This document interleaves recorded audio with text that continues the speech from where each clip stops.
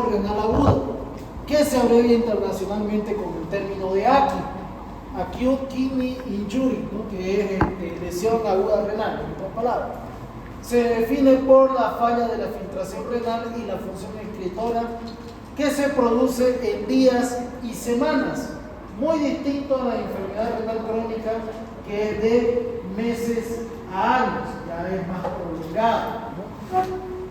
Se han dividido las causas de insuficiencia renal en tres categorías: prerrenal, intrínseca o renal y postrenal. ¿Ya? Esas las causas de insuficiencia renal pueden ser de tres tipos de categorías: prerrenal, intrínseca o renal o postrenal.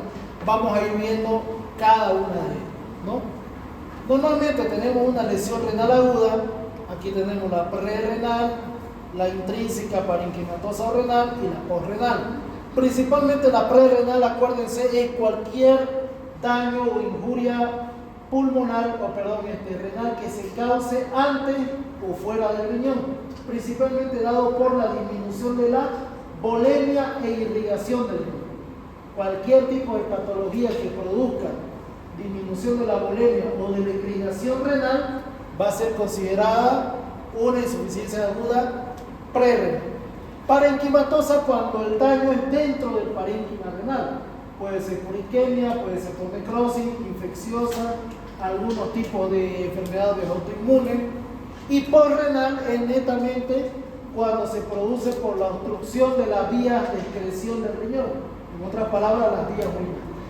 Ya vamos a ir viendo una por una. Insuficiencia renal prerrenal es la forma más común que se da normalmente una insuficiencia renal en un paciente, caracterizada por la elevación de la creatinina sérica, que también se lo llama hiperazoemia, o cuando escuchen en el término médico, en la presentación de un paciente de un caso clínico, hubo elevación de azoados, se refiere principalmente a la creatina, ¿ya? Debido al flujo plasmático renal y a la presión hidrostática glomerular insuficiente. Es lo que les mencionaba hace un instante. Normalmente tenemos la arteriola aferente, posteriormente entra y forma lo que es el glomérulo renal o el ovillo capilar, y de ahí sale la arteriola eferente.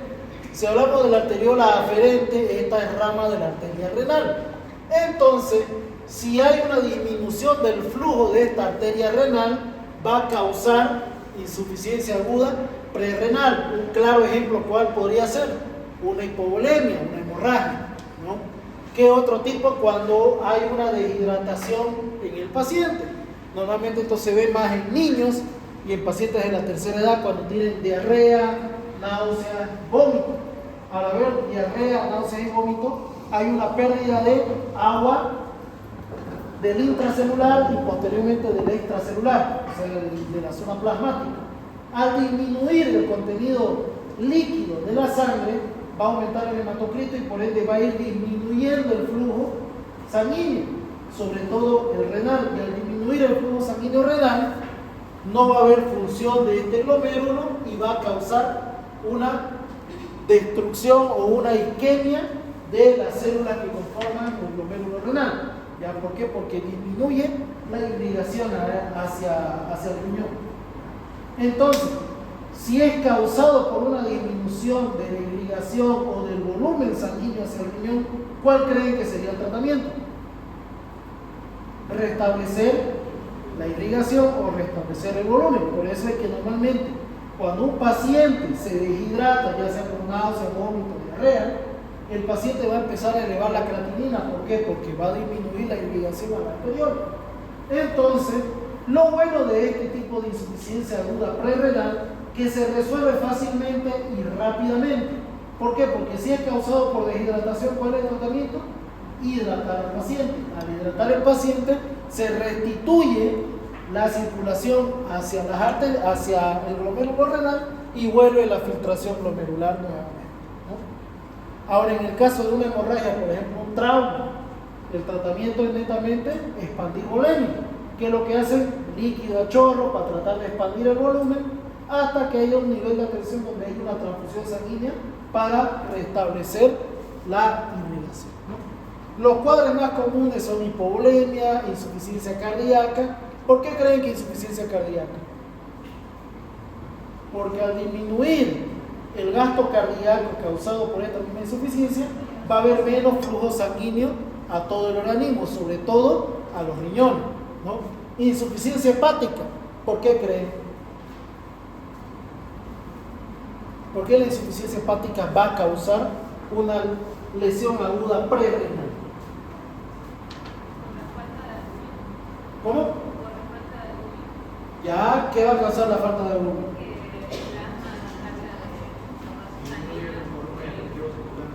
Va a disminuir el volumen intraplasmático, ¿no? ¿Por qué? Porque la albúmina mantiene todos los elementos líquidos dentro del flujo sanguíneo.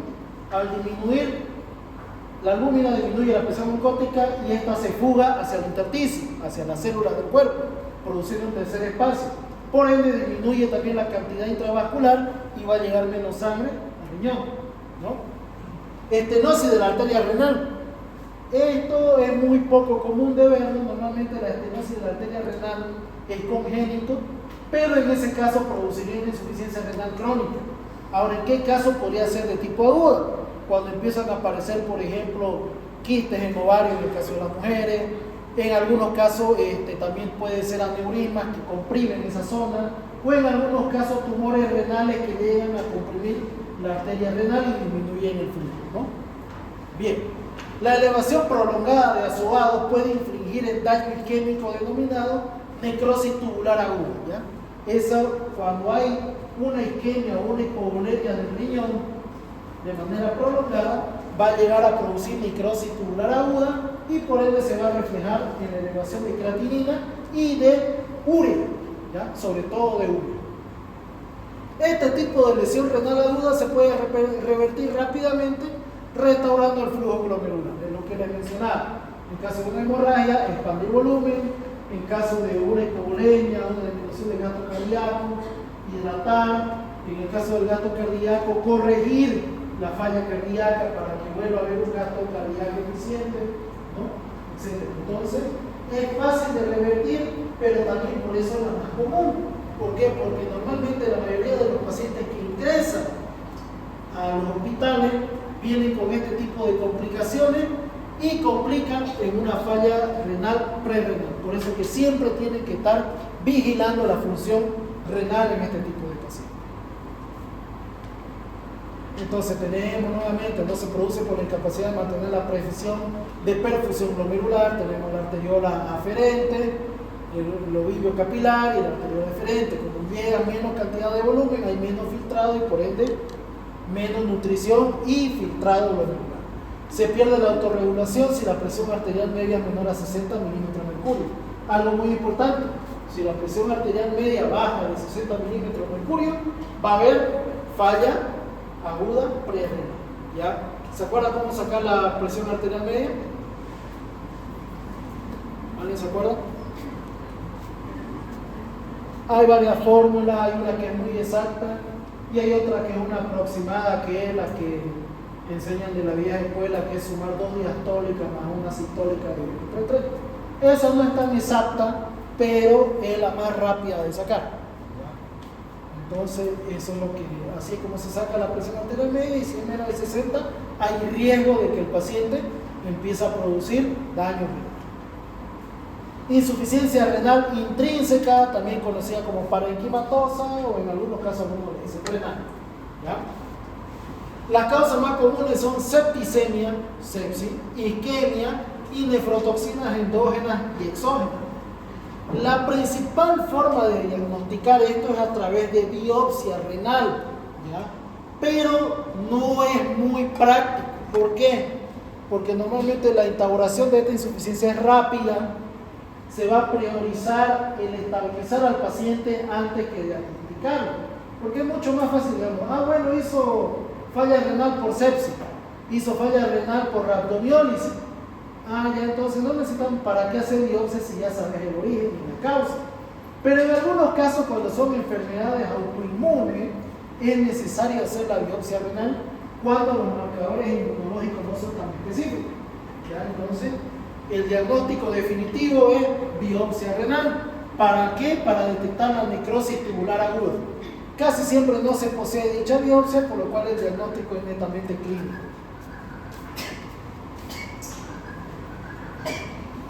Se clasifican tres: lesión en vasos sanguíneos, lesión en intersticio tubular y lesión en glomérulo. En otras palabras, los vasos sanguíneos que están dentro del glomérulo, el intersticio tubular, que vendría a ser la mácula densa y sobre todo el sistema de drenaje de túbulos colectores, y luego está la lesión netamente en glomérulo renal. ¿Ya? Causas de Aki según septicemia, por ejemplo, Aki por septicemia.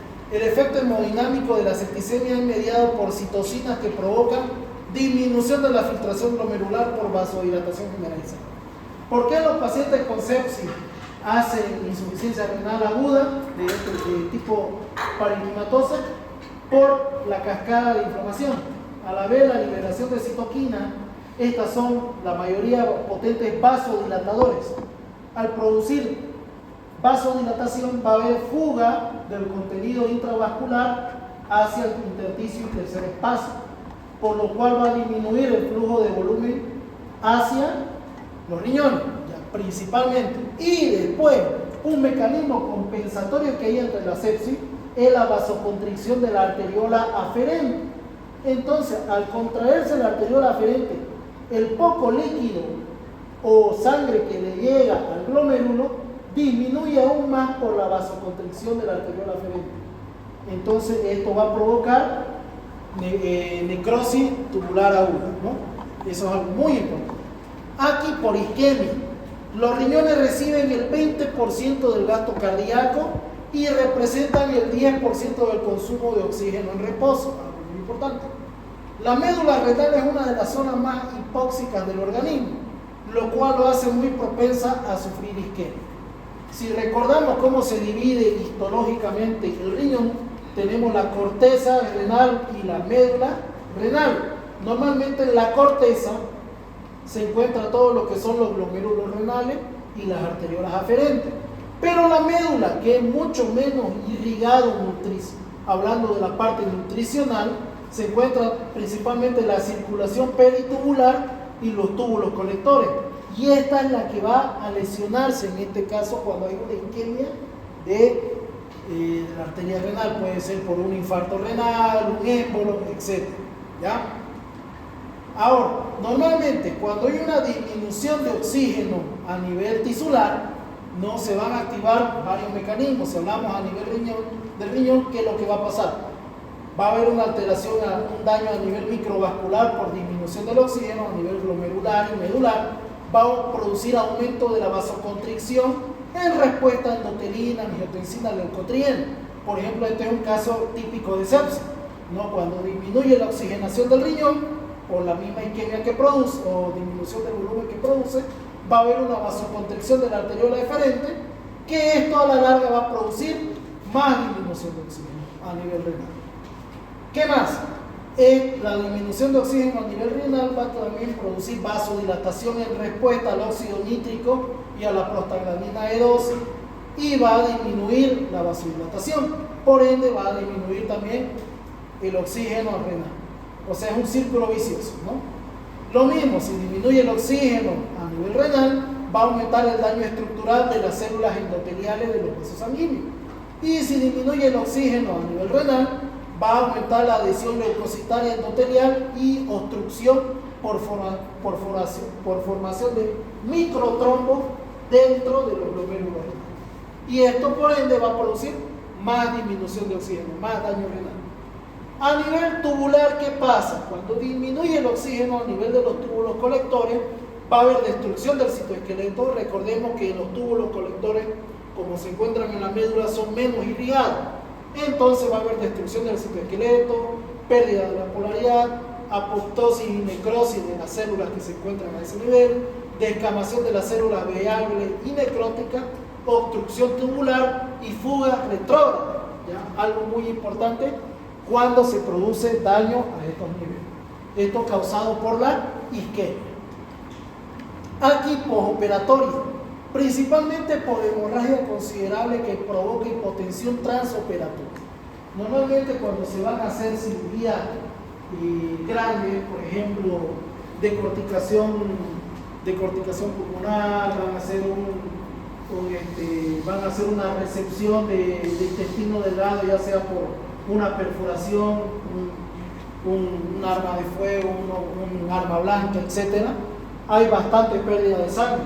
Entonces, normalmente el anestesiólogo es el que se encarga de prever esto. Normalmente el anestesiólogo, antes de la visita preanestésica, es el que evalúa la cirugía y evalúa las pérdidas que aproximadamente va a tener. El cirujano también tiene que evaluar esto, pero el anestesiólogo es el que hace el cálculo. Puede ser que el cirujano agarre y diga, alisten un paquete de sangre, pero el anestesiólogo es el encargado de ver si se va a necesitar 1 o 2 o 3 paquetes de sangre, aparte de eso tal vez plasma, etc. Entonces hay que evaluar bastante esto, porque la pérdida de sangre durante una cirugía va a producir este tipo de lesión renal aguda. Aquí por quemaduras y pancreatitis aguda, por pérdida extensa de líquido dentro de los compartimientos intravasculares, en quemados a partir del 10% de la superficie corporal quemada. ¿Alguien sabe cómo calcular la superficie corporal quemada? Bueno, eso lo van a llevar al año, pero estaba en el libro de cirugía 1 del doctor Aguilar. ¿Se acuerdan? No se acuerdan. Es la regla de los 11. 11. Ahí. 9. La mano creo que es 1 o 2%, si no me equivoco. Exactamente. Entonces van sumando todo eso y a partir del 10% de quemadura de la superficie corporal hay riesgo de que se produzca falla renal. ¿Por qué? Porque normalmente por las mismas quemaduras todo el contenido líquido, el agua del plasma sanguíneo empieza a salir por las mismas quemaduras, a evaporarse, y por ende va a haber disminución de la volemia y falla renal. No solo eso, también en los quemados por la rhabdomiólisis que se produce, sobre todo en pacientes con quemaduras eléctricas, al destruirse las fibras musculares, van a producir liberación de mioglobina. Y esta mioglobina va a ir al riñón, lo va a saturar y lo va a empezar a dañar. Entonces va a producir lesión renal aguda. Eso se llama falla renal aguda por rhabdomiólisis, por destrucción muscular, ¿ya? En este caso quemadura. Y en el caso de la pancreatitis se produce algo muy parecido a la sepsis. En la pancreatitis también hay liberación de mediadores inflamatorios, ¿no? Que van a producir vasodilatación, pérdida de líquido y falla renal por ende, ¿ya? Aquí por nefrotoxina. La lesión nefrotóxica aparece en reacciones a diversos fármacos de estructura diversa. Por ejemplo, hay fármacos que producen falla renal. En la anterior clase hablamos de la famosa amantadina. ¿Qué otro tipo de fármacos producen lesiones renales? Si recordamos la clase de infecto, bacterio, micología, anfotericina, entrecretambutol, los mismos diuréticos de asa como la furosemida pueden producir lesión renal aguda. ¿Por qué? Porque los diuréticos de asa eliminan agua. Al disminuir agua disminuye la volemia, y si se da en mucha cantidad disminuye la volemia, el flujo sanguíneo hacia el glomérulo falla. Entonces hay que tener mucho cuidado con estos medicamentos. ¿Qué más? Sustancias endógenas y exposición a factores ambientales, por ejemplo radiación. Todas las estructuras de los riñones son susceptibles al daño, como ser túbulo, intersticio, vaso sanguíneo y sistema colector. Por ejemplo, medios de contraste, antibióticos, quimioterápicos, toxinas endógenas, como mencionamos la bioglobina y la rhabdomiólisis, pueden producir este tipo de lesión. También aquí en nefrotoxina entran los que son producidos por las enfermedades autoinmunes, lupus eritematoso, artritis reumatoidea, esclerosis múltiple, etc. Bien, insuficiencia renal postrenal, esta es la más sencilla, esta la aprenden en todo lo que es la materia del doctor Alcázar, que es urología. Sería bueno que vayan y que le tiren una chequeada. Todo es insuficiencia renal postrenal, ¿ya? Entonces, aparece cuando hay bloqueo agudo o parcial de el total de la corriente de orina, que normalmente es unidireccional. En otras palabras, cuando se bloquea o se obstruye todos los mecanismos de excreción de orina, como ser cálices, uréteres, vejiga y uretra, van a producir a la larga una insuficiencia renal aguda postrenal. ¿Ya? Por eso dice postrenal, después del riñón. A eso se refiere con la excreción, lo cual eleva la presión hidrostática retrógrada e interfiere con la filtración glomerular. Para producir una insuficiencia renal, la obstrucción principalmente debe afectar a ambos riñones. ¿Ya? Y para que me entiendan, párense los 4 de esta fila. Venga, háganse por ejemplo. Y párense los 4 de esta fila.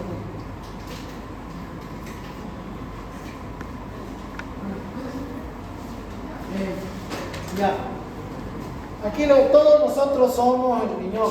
Ya aquí se filtra toda la orina, este es el tubo colector y este es el uréter. Ya este es los cálices mayores y el uréter.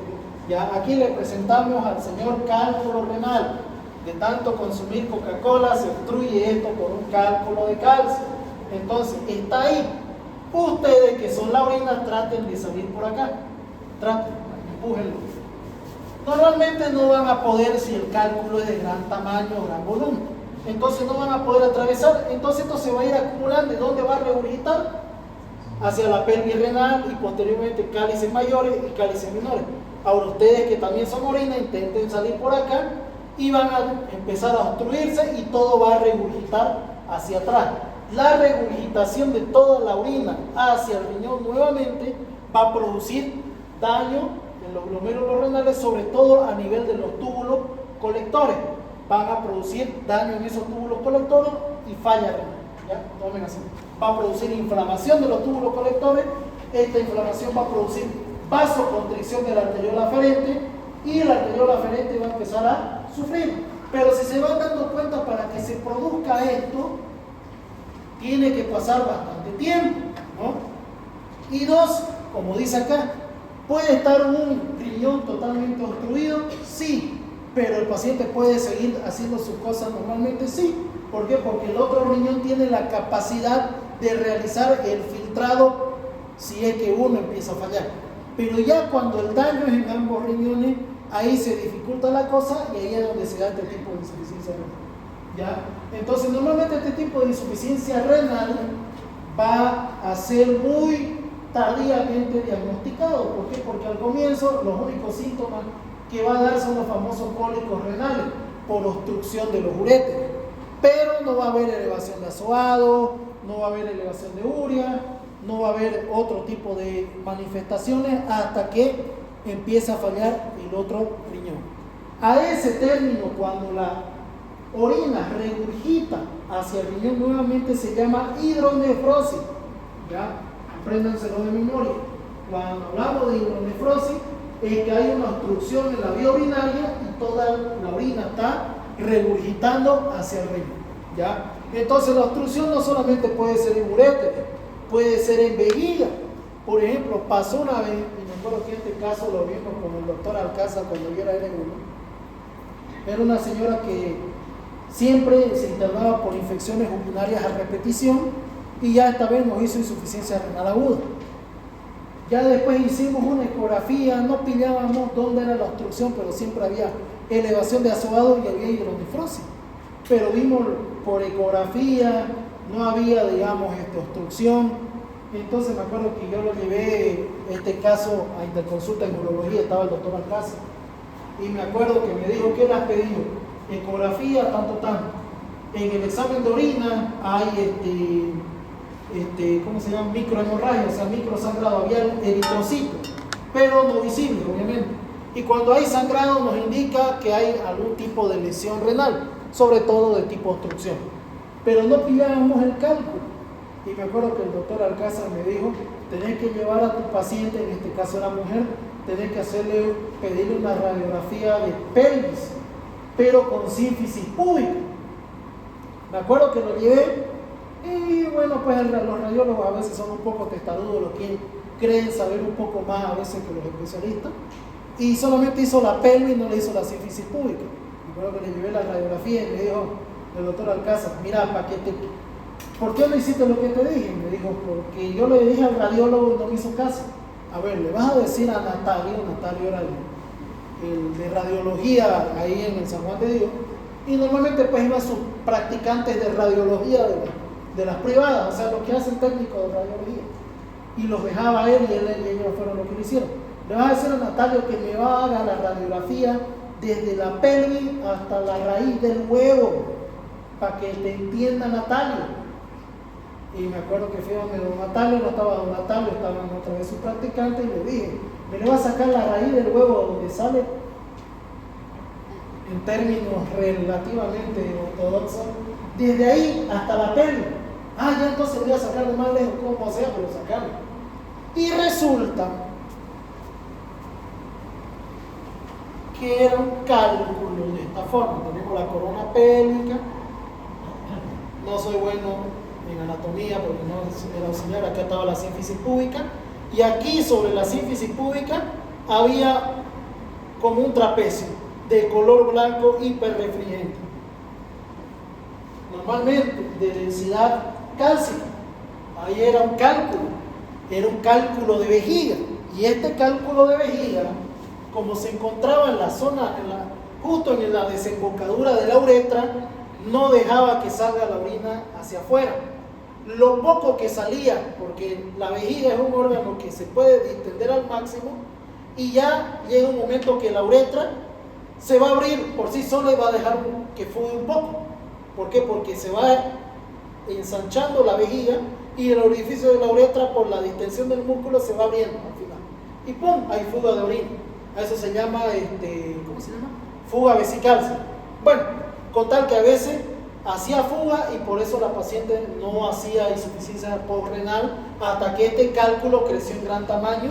Y el problema con este tipo de cálculo que produce rémora de orina y predispone a la infección urinaria. La operó la paciente y salió un cálculo que parecía un plato. Era un cálculo de calcio como un plato de cereal que entraba en la palma de mi mano.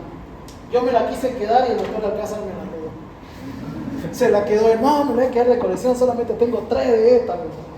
Colecciona cálculo los urólogos, aunque no creen. Ya, entonces él la debe tener todavía el cálculo de mi paciente. Era un cálculo de más o menos así, con 10, 15 centímetros de diámetro. ¿Ya? Era grande. Entonces por eso la paciente hacía hidronefrosis. Muy importante. Y bueno, están los de uretra, que normalmente en el caso de uretra los que más propensos son a sufrir este tipo de obstrucción son los hombres. ¿No? ¿Por qué? Porque la uretra es un poco más delgada y tiene de 10 a 15 centímetros más larga la uretra que de las mujeres. Entonces, por ende, normalmente aquí sufren bastante. Principalmente los hombres, los niños, cuando tienen la famosa fimosis. ¿Ya? Que la fimosis, para los que no se acuerdan, es cuando el prepucio oprime la uretra, ¿no? Cuando va creciendo, pues, al bajar el prepucio a veces como atrapa la uretra debajo del glande y lo estrangula, entonces produce obstrucción. En esos casos lo que tienen que hacer es una, ¿cómo se llamaba? Circuncisión, exactamente, circuncisión. Bien, entonces teología de la insuficiencia renal, recordemos. Prerrenal, netamente, vaso sanguíneo, disminución de la bulimia. Renal, el daño es a nivel del parénquima, dentro del riñón. Y postrenal es obstrucción, ya sea por cálculos, masa, tumores, a nivel de los uréteres, puede ser a nivel de la vejiga o en todo caso a nivel de la uretra. En el caso de los hombres también la próstata, las neoplasias de próstata aumentan el tamaño de la próstata, obstruyen la uretra y por ende va a haber obstrucción de la vía urinaria y puede producir una insuficiencia renal aguda postrenal. Para los que no se acuerdan, riñón normal, si el riñón le llega menos agua, empieza a tener sed y va a ser una prerrenal. En el caso de intrínseca, el riñón está enfermo, y en el postrenal está obstruido y empieza a hincharse por el acúmulo de orina. Así no creo que se olviden, ya si se olvidan ya no es mi culpa. Bien, diagnóstico, ¿cómo diagnosticamos esta insuficiencia renal aguda?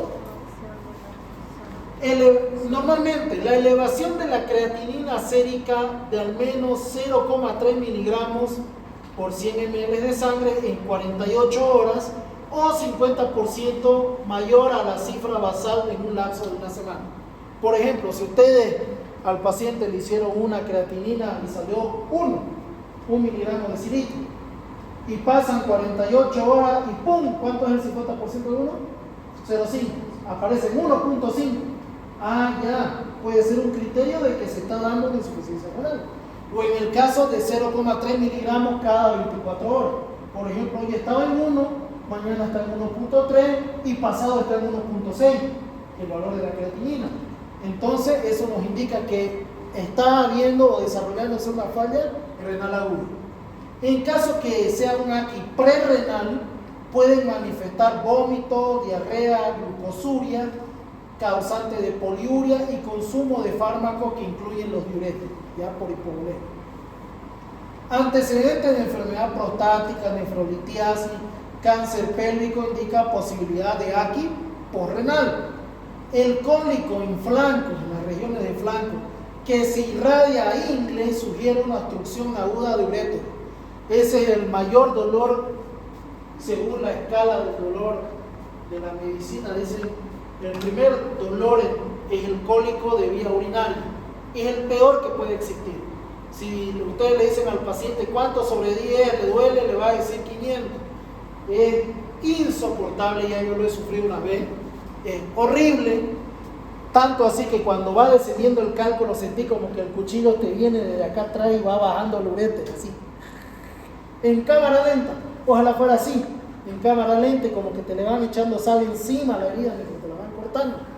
Y el problema es que este descenso de los cálculos a nivel de los uréteres estimula el nervio vago y esto va a producir náuseas y vómitos inclusive en este tipo de dolor. Es sumamente doloroso este tipo de dolor de vías urinarias, ¿ya?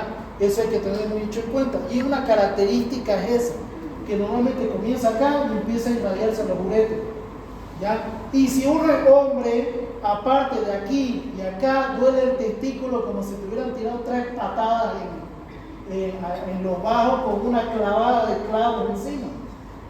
Ese es el tipo de dolor y te queda como un dolor de la curva cuando pasa el cálculo. O sea, es horrible. En el caso de las mujeres, duele también cuando desciende, pero una vez llega la vejiga, calma. En el caso de los hombres, la penuria no termina ahí. ¿Por qué? Porque tiene que pasar los 15 centímetros de uretra que tiene el hombre. En cambio, la mujer creo que tiene 5 o 7, es menos. Y es más gruesa, entonces sale más rápido.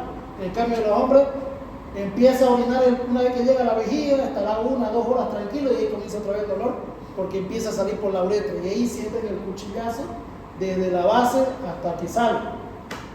Acuérdense, es sumamente doloroso. Después dice que sigue, si no me equivoco, el dolor de páncreas y de ahí viene el resfrío en los hombres y de último está el dolor de parto. El resfrío en los hombres está en tercero. Es algo que no se puede comparar un parto. Por ejemplo, en el caso de un hombre, digamos, nunca van a pedir, digamos, volver a resfriarse. En cambio, las mujeres pueden tener un montón de hijos. Nunca he visto un hombre quiero resfriarme otra vez, pero en el caso de las mujeres, ay, amor, quiero otro hijo. Entonces ahí te das cuenta que el dolor de parto eso se llama dolor. ¿Ya? Así que si tienen novio, hermano, amigo, padre, lo ven resfriado, téngale consideración, duele más que un parto. Bien, ¿cómo? Si alguna vez van a ver en las visitas médicas, le van a decir lesión renal aguda, cádigo tanto. ¿Para qué sirve el cádigo? Para el estadio de la lesión renal aguda. Cádigo 0, sin cambios en la creatinina y la diuresis es 1 ml kilogramos hora. ¿Ya? Lo normal de diuresis en un ser humano adulto es de 0,5 ml hasta 2,5 ml, dice la literatura. Y la media es 1 ml kilogramos hora. ¿Qué quiere decir? Que tu riñón en una hora, si vos pesás, ¿cuánto pesamos? Ya, uno más flaca, ¿cuánto pesás vos, Tamara? 46. Entonces ella tiene que producir normalmente 46 ml de orina en una hora. Si produce menos de eso, está entrando en anuria. Si produce más de eso, está muy hidratada o poliuria. ¿Ya? Muy importante eso.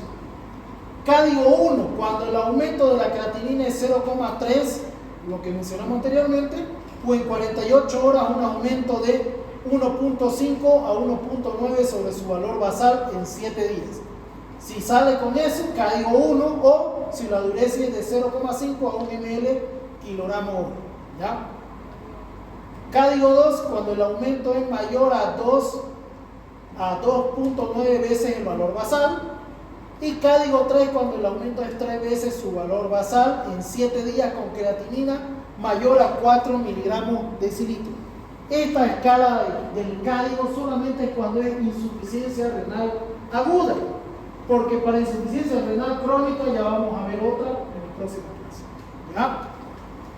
Diuresis, cuando es poliuria, cuando la diuresis es mayor a 3.000 ml diarios o mayor a 150 o 200 ml hora. Oliguria, diuresis menor a 500 ml durante todo el día o menor a 20 o 30 ml hora. Anuria, diuresis menor a 100 ml día. El ritmo de diuresis, como les decía, es de 0,5 a 2.5 ml kilogramos hora. Y la media es 1 ml kilogramos hora. Por ejemplo, ¿para qué sirve esto? Por eso es que normalmente cuando los pacientes entran internados y llegan a reanimación, a terapia, lo primero que hacen es sondearlo. ¿Para qué? Para evaluar la cantidad de orina que se produce en una hora. Por eso es que las bolsas colectoras tienen su medida en ml. Y entonces la enfermera o el interno, en el caso de los hospitales públicos acá, cada hora viene con su cuadernito, mide la orina, anota y lo pone en la historia. Entonces ya viene el médico y dice, ¿cuánto pesa el paciente? 70 kilos. ¿Cuánto es lo mínimo? 0.5. A ver, multipliquen 70 por 0.5. 35 ml. Eso tendría que producir como mínimo de orina en una hora. Y el paciente 20 ml. Ah, la mierda, estoy entrando en oliguria. Tengo que hidratarlo un poco más o ver dónde es el fallo. A veces cuando el típico caso de los cirujanos, agarran y meten en el post quirúrgico un montón de líquido y empieza a tener, qué sé yo, este mismo paciente de 70 kilos, empieza a tener 200 ml de orina en una hora. A ver, calculen 70 por 2.5 ml, que es lo máximo. ¿Cuánto? 175. Ah, la mierda, está en poliuria. Tengo que disminuir los líquidos porque lo ponen chapeado. Para eso sirve. ¿Ya? Eso tienen que tomar muy bien. Cuando es anuria, cuando es menos de 0,3 ml kilogramo hora. Oliguria, menos de 0,5 ml kilogramo hora. O poliuria mayor a 2.5 ml kilogramo hora. ¿Ya? La media es 1, para que así nunca se olvide. Si el Snorlax de su paciente pesa 120 kilos, tiene que orinar 120 ml cada hora. Digo Snorlax porque me acuerdo que tuvimos un paciente cuando era L1, que era un Snorlax, pesaba 180 kilos. Hizo una falla renal aguda porque el tipo le habían dicho que para bajar de peso tenía que hacer dieta y no faltó uno que le aconsejó que use diurético. Y le tiró furosemida por vía oral y endovenosa y ya saben lo que pasó. Hizo una falla renal del diablo con nefritis tubular aguda, con nefritis intersticial aguda, orinaba sangre, terminó en terapia, lo tuvimos que dializar. Con la diálisis salió y milagrosamente el riñón empezó a reaccionar después de 4 sesiones de diálisis.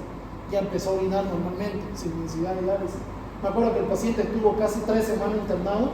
Lloraba cuando se dio cuenta que empezó a orinar sin necesidad de diálisis.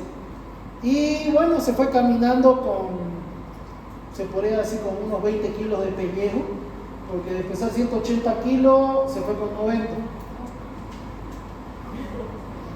Se fue con 90 y con 20 kilos de pellejo colgando. ¿Qué era pasado de él? No sabemos. Me acuerdo que mi R2 lo felicitaron porque el manejo de ese paciente fue muy difícil. Y nosotros le dimos en conmemoración la medalla de Snorlax a la salud renal. Hicimos un Snorlax y lo pusimos que se ponían así como en Pokémon, ¿no? Más o menos. Ya sabes aprender en norma. Y mire, no se reía. Bien. Hallazgos en orina. Anuria casi siempre indica obstrucción completa de la vía urinaria, oclusión de la arteria renal o choque séptico, también isquemia grave. Orina roja o parda puede surgir con o sin hematuria. Manifiesta, debe sospecharse de rhabdomiólisis o hemólisis. Un claro ejemplo, cuando el paciente empieza a orinar sangre después de una rutina de ejercicio, más que seguro que es rhabdomiólisis. Así que mucho cuidado si es que algunos están con sobrepeso, quieren ir al gimnasio y empiezan a hacer de golpe, ¿ya? Puede producir rhabdomiólisis, como su riñón ya está acostumbrado a su metabolismo lento, están acostumbrados a la Coca-Cola en vez del agua. Entonces, si ustedes se quieren poner fit de golpe de la noche a la mañana y hacer el ejercicio que no han hecho en los 5 años de universidad, hacerlo en un día, obvio que se van a morir algunas células musculares entre medio. Al morirse una célula, va a liberar mioglobina y puede ser que por el metabolismo lento que tienen ustedes no lo logren metabolizar a tiempo y empieza a producir falla renal. ¿Ya? Entonces, una característica de esto es que el típico que va a hacer ejercicio y empieza a orinar sangre, o alguien que se empieza a pelear y empieza a orinar sangre, pero si nadie me pateó los riñones, pero es por los golpes que recibí, se destruyen los músculos. ¿Ya? También en pacientes quemados, o también en algunos pacientes que están con hemólisis masiva. Por ejemplo, ¿cómo se llama esta enfermedad que produce hemólisis por parásito? No es tifoidea, me olvido siempre, malaria. ¿Ya? En hemólisis generalizada puede producirse este tipo de orina. ¿Ya? Características del sedimento urinario. Le saqué foto a su libro que me dio flojera escribirlo todo. ¿Ya? Entonces, sedimento urinario en aquí. Imagen normal, si ustedes ven eritrocitos, leucocitos, cilindro y hialino y escaso, si está todo normal, ahí tienen que buscar ustedes la causa, no puede ser prerrenal, porrenal, trombosis, embolia, vasculitis, crisis periodémica. Ahora, si el sedimento urinario está normal, por ejemplo, eritrocitos y cilindros de eritrocitos, glomerulonefritis, vasculitis, hipertensión maligna, microangiopatía trombótica. Si hay leucocitos y cilindros de leucocitos en el sedimento urinario, nefritis intersticial, glomerulonefritis, pielonefritis, rechazo de injerto, infiltración maligna de riñón, célula de epitelio tubular renal o cilindro pigmentado, la aparición de nefritis, rechazo celular, mioglobinuria, o sea, una rhabdomiólisis o hemoglobinuria. Si ven cilindros granulosos aumentados en la orina, glomerulonefritis, nefritis tubular aguda, vasculitis, nefritis tubulointersticial, eosinofilia o eosinofiluria, o sea, eosinofilia en orina, enfermedad toroembólica, pilonefritis, cistitis, glomerulonefritis, etc. Entonces, eso es muy importante que se aprendan qué tipo de sedimentos y cilindros pueden salir en la orina y en qué tipo de patología se pueden encontrar. Le tiran una leída en su libro de Harrison. Otro método diagnóstico, ecografía renal. Por ejemplo, se va a ver la hidronefrosis. En este caso, miren, estos son cálculos que se encuentran en la pelvis renal. ¿Cómo reconocemos cálculos? Es una bolita negra que produce sombra acústica. Lo mismo que pasa en los cálculos de vesícula. Normalmente los cálculos van a producir sombra acústica. Solo hay un tipo de cálculo que no produce sombra acústica y es muy difícil de ver, que son los cálculos de colesterol, que se pueden producir tanto en vesícula y en algunos casos raros en riñón. ¿Ya? Eso hay que tener mucho en cuenta. Normalmente los cálculos cálcicos son los que más se ven. Esos son por mucho consumo de leche, Coca-Cola, aguas no bien tratadas, etc. ¿Ya? TAC renal también se puede pedir en hidronefrosis, arteriografía en obstrucción de la arteria renal, ¿ya? Biopsia renal, nitrógeno ureico en sangre y creatinina, que son estudios que siempre tienen que solicitar. Tratamiento, optimización de la hemodinámica general y renal con administración de líquidos y uso juicioso de vasoactivos, eliminación del nefrotóxico, instituir tratamiento de sustitución de la función renal si es posible, o sea, diálisis renal. Si ven que a pesar del tratamiento la creatinina se sigue elevando arriba de 4 miligramos de decilitro, hay que indicar diálisis renal temporal hasta que el riñón logra reaccionar y volver a producir filtrado glomerular. Gracias. Ahí está el tema de división renal.